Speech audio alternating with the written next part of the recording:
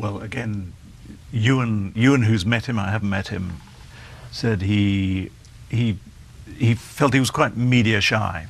He felt he was not somebody who wanted to grandstand, or so to the extent that Julian Assange is not media shy. I was going to draw that out. I think that's what Ewan would say. He's a very different kettle of fish from Julian Assange, who's quite comfortable in the limelight. This guy, according to Ewan, not so much. That was not his point. He wants people to look at the material. He's not interested in becoming a great celebrity himself. So I'm told. I think Glenn, who has spent probably the most time with him, would say it is a truly, it is an absolutely a sort of an ideological zeal that drives him.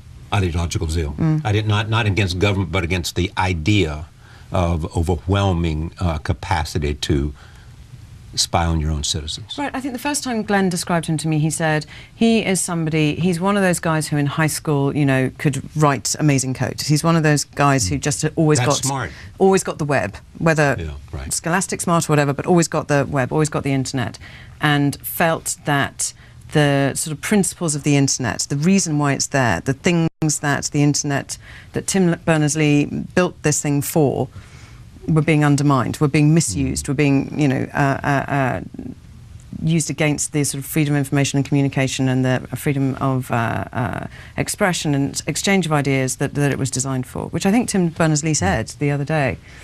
And it was interesting to see that someone... Tim said, who we've had on this program, said that the intent of the internet was not to provide for huge institutions the capacity to invade the privacy of other people. Right, it was all about communication and opening up, not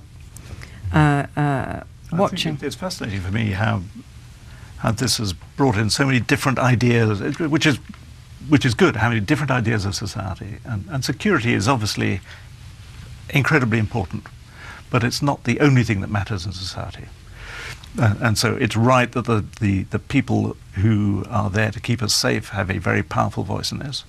But many people think privacy is important. Many people think freedom of expression and freedom of association is important. So these are the ideas, as the President said, that have to fight each other. And I think, indeed, that's what the President did say. But I think, he said there has to be some give on both ends.